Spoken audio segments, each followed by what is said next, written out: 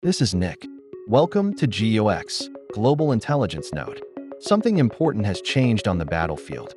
Russian forces are pressing towards Sloviansk and Kramatorsk, but the reports coming from both sides are becoming harder to trust than ever. Today, I'll explain why a city can be declared captured, while neither side truly controls it, why the battle for Lyman may decide the fate of the entire Donbas campaign, and why time, more than territory, is becoming the most valuable resource in this war.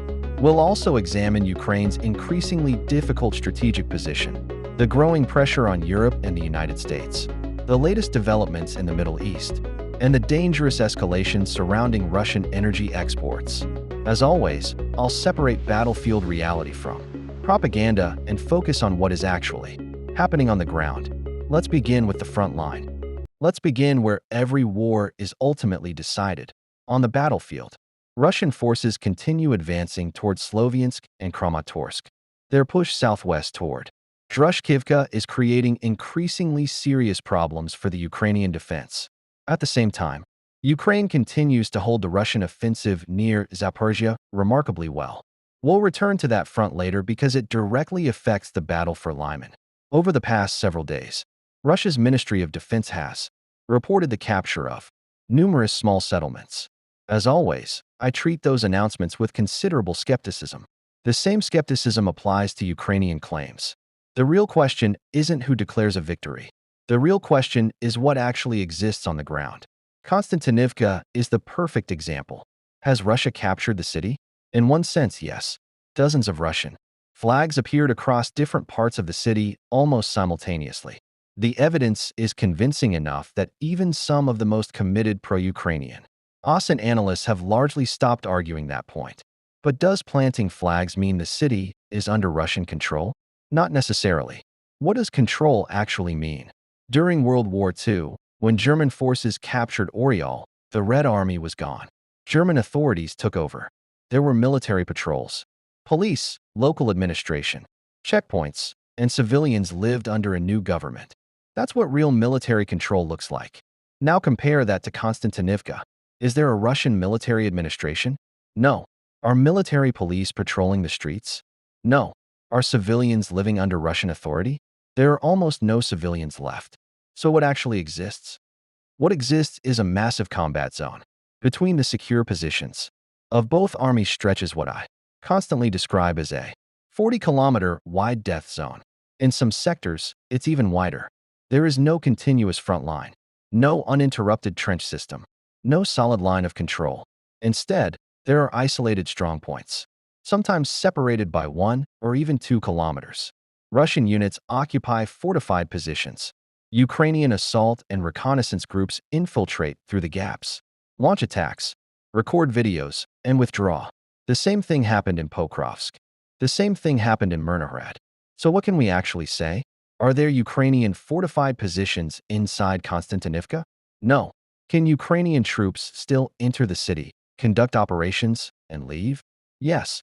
Those operations now resemble raids by sabotage and assault groups rather than the actions of an army controlling territory. Russian troops occupy the strongpoints. Ukrainian forces continue probing and attacking inside the city. Both statements can be true at the same time. That's the reality of modern warfare. If someone wants to claim Konstantynivka remains under Ukrainian control because Ukrainian soldiers filmed themselves inside the city, they're free to make that argument. Russian supporters answer that those troops recorded a video and then quickly withdrew before being destroyed. They're free to make that argument as well. But one fact remains undeniable. There is no Russian military administration. There is no functioning civilian authority. There is virtually no civilian population left. So what exactly has been captured? My answer is simple. Only after the front moves another 20 kilometers beyond Konstantynivka. Only after the death zone shifts farther away. Only after civilian administration, security forces, and stable logistics appear. Only then can we confidently say the city is genuinely under Russian control. That's essentially what has already happened around Pokrovsk and Myrnohrad. The surrounding settlements have been secured. The gaps between defensive positions have largely been closed. Sabotage groups can no longer move freely through the area. That is beginning to resemble real control. Not perfect control by World War II standards, but actual control nonetheless. That's why I no longer publish those old-style battlefield summaries showing how many square kilometers each side supposedly captured. First, the numbers simply don't match. Most of those maps rely on Ukrainian estimates. Russian reports often claim far larger territorial gains. If you believed every official statement, Russia would be capturing the equivalent of an entire Luxembourg every single day. Neither version tells you much about the actual battlefield. When the active combat zone is 40 kilometers deep, arguing over a few square kilometers becomes almost meaningless. Modern warfare simply doesn't work the way many people still imagine it. Too many people picture World War II. Continuous front lines, solid trenches, cities changing hands overnight. That's not what this war looks like. Today's battlefield is fluid. Control is fragmented. Assault groups move forward, seize positions, defend them, withdraw, and attack again. So instead of arguing over words like captured or not captured, I focus on something much more important. Are Russian forces continuing to move forward in the direction they claim? If the answer is yes, that's what matters. Administrative control comes later.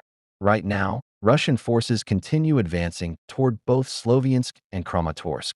Heavy fighting is underway around the Sloviansk thermal power plant near Mykolaiv. The facility is roughly 80% destroyed. Combat is taking place among its ruins. Russian forces are also pushing forward from the Oleksandrivka area after securing the surrounding high ground. When I first discussed those heights months ago, I honestly didn't expect they would remain strategically important for this long. But that's the nature of this war. Everything moves slowly. Every kilometer is contested. Every position becomes another prolonged battle. Overall, the situation around Sloviansk continues to deteriorate. The city remains under constant attack from Russian glide bombs, missiles, drones, and artillery. Conditions there are becoming increasingly difficult. The same is true for Kramatorsk. But the most dangerous developments are unfolding farther south, near Druzhkivka. The situation around Druzhkivka is becoming even more complicated. After encountering fierce Ukrainian resistance inside Druzhkivka, Russian forces found themselves fighting in the same gray zone I've been describing. Earlier reports claimed Russian troops had entered the settlement. But entering a town and controlling it are two very different things. This time, however, the evidence suggests something more significant. Russian units didn't simply rush in, exchange fire, and withdraw. They entered the outskirts, established positions, and are now fighting to hold them. Videos have emerged showing Russian soldiers with flags on the edge of Druzhkivka. At the same time, Ukrainian forces remain heavily concentrated inside the industrial zone. Between those positions lies the settlement itself. Both sides continue attacking, counterattacking, advancing, and falling back. Who controls Druzhkivka? Right now, neither side can honestly claim full control. It remains an active battlefield. But here's what matters strategically. Unable to break through the Ukrainian defenses head-on, Russian commanders shifted their approach.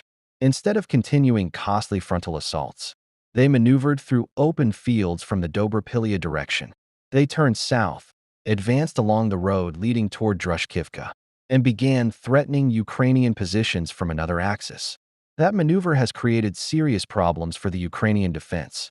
Russian troops have made noticeable progress there. They're now approaching Druzhkivka itself while leaving the Ukrainian forces inside. Druzhkivka increasingly vulnerable to encirclement. We've seen this pattern before. First, Russian forces gradually surround a position from multiple directions. Then they tighten the ring. Finally, after weeks or even months of grinding combat, they force Ukrainian troops to withdraw. That's essentially how the battle for Konstantynivka unfolded. And now, a similar operational pattern appears to be developing here. It's a slow process. It's costly. But from a military perspective, it's a familiar method. Across much of the Donbas front, the situation continues moving in that direction. There is only one major exception: Lyman. Lyman remains the one sector where the overall picture looks very different.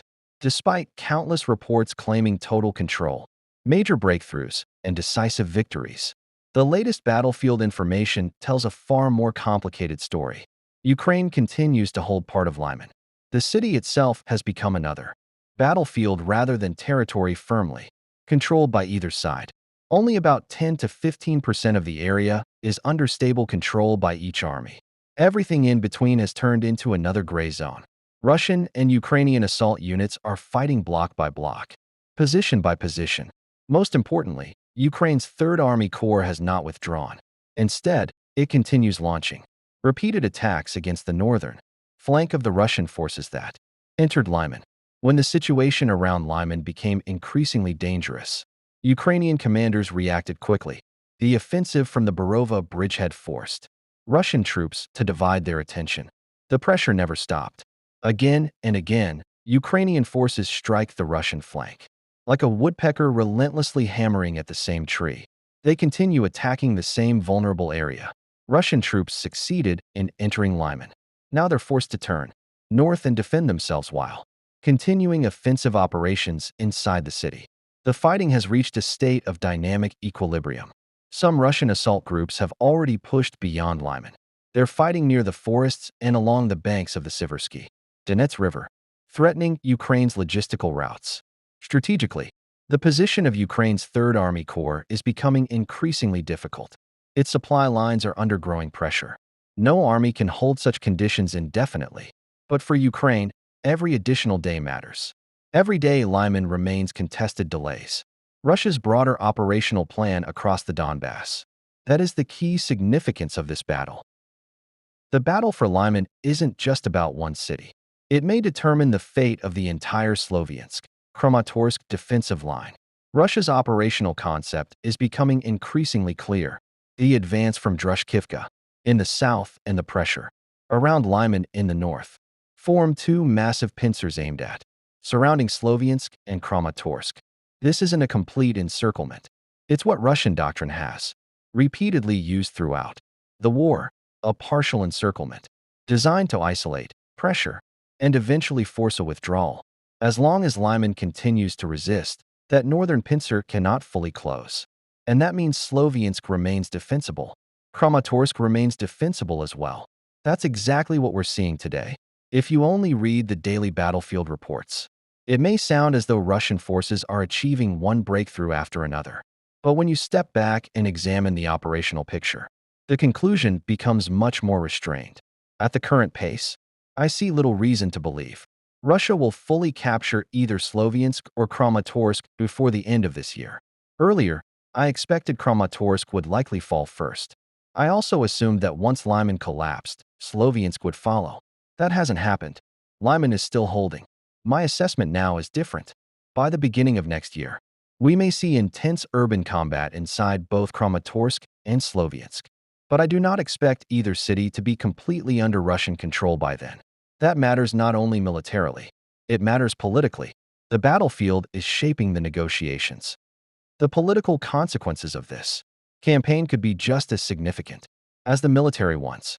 The question of whether Ukraine will withdraw its forces from the remaining parts of Donbas has become one of the central obstacles in negotiations involving Putin, Trump, and Zelenskyy.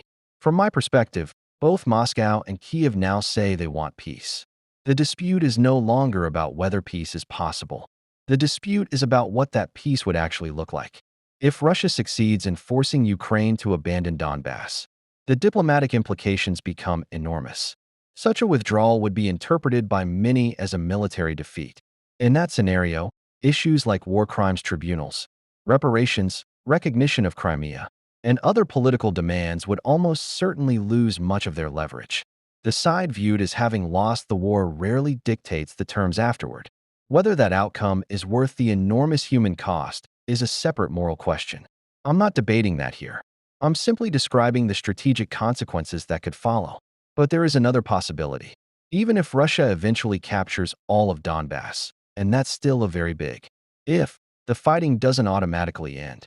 Capturing Sloviansk and Kramatorsk alone would not guarantee full control of the region. Ukraine has already anticipated that possibility. Additional defensive lines have been prepared farther west, still inside Donetsk Oblast. Those positions could sustain another 6 months of heavy fighting. As long as those defenses remain intact, Kyiv can continue arguing that Donbas has not been fully lost.